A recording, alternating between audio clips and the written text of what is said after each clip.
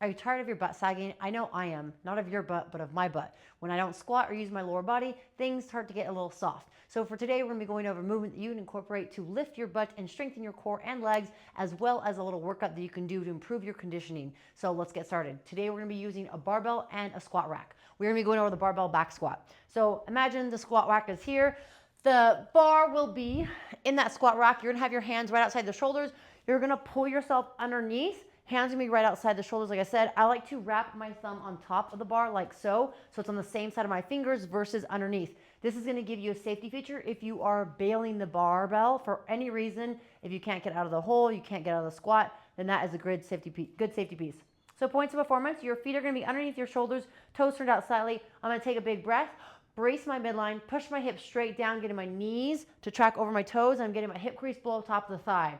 From the profile position, you really want to focus on keeping that torso elevated and tall. We want to avoid hinging from the hips aggressively. So as you squat, think knees out, chest up, hips down, hit the depth, and then stand up. Then you're going to rack the bar. So if you're looking to build strength, I've talked about this before, 5 sets of 5 is a good way to build strength.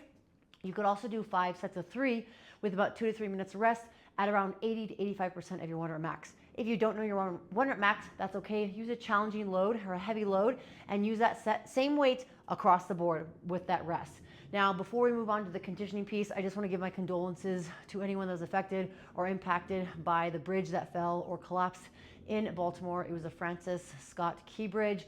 I heard about it early this morning. Just devastating news. Anyone who's involved, hopefully be able to find the individuals that collapsed into the water. I know the water temperature was like 47, 48, really cold. So the possibility of finding survivors was slim from the conversations that I had with some individuals online. But condolences to everyone going out there. Hopefully they'll be able to find the survivors. I know there's some topics and discussions of what's going to happen next, but good well wishes to all of them. All right, so let's wrap up with this little workout today. We are going to be doing 30 back squats. Then you're going to go straight into a 1,000 meter row. Now, this is a great conditioning piece that I used to incorporate into my training a lot. Though loading should be a challenging load for you, but it also should be something that you could try to do unbroken. So when I did this, I did it at 135 pounds for 30 reps. Then I went into that row. Now, if that loading is too challenging for you, you could scale and modify. If 135 for ladies is too much, go to 95 or even scale to 75. Gentlemen, 185 for you if you're going to do that weights. If not, you can scale to 135 or even 95. The intention is to do it unbroken. It should be challenging. It should be hard, but you should set the intention to do those reps connected. Once you do that, you'll get to the bar, you'll rack it, or squat rack, excuse me, and then you're going to go into the 1,000 meter row. So let's talk about quick rowing piece here. The 1,000 meter row should be, again, all together unbroken once you start the meters.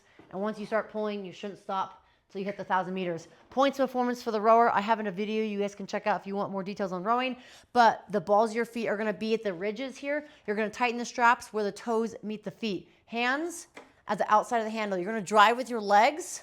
Once the legs are fully extended, lean back with the torso. Finish with the arms at a 45-degree angle. Handle comes close to the sternum. Release the hands. Hinge from the hips, rebend the legs. So at speed or at pace, looks like this. Think of it as legs, arms, arms, legs. Legs, arms, arms, legs. Again, 30 back squats. Rack the bar off a squat rack. Then you'll do the 1,000 meter row.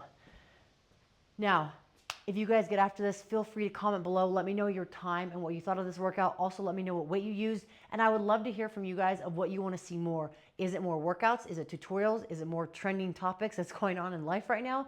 Or are you guys looking for a little bit something different?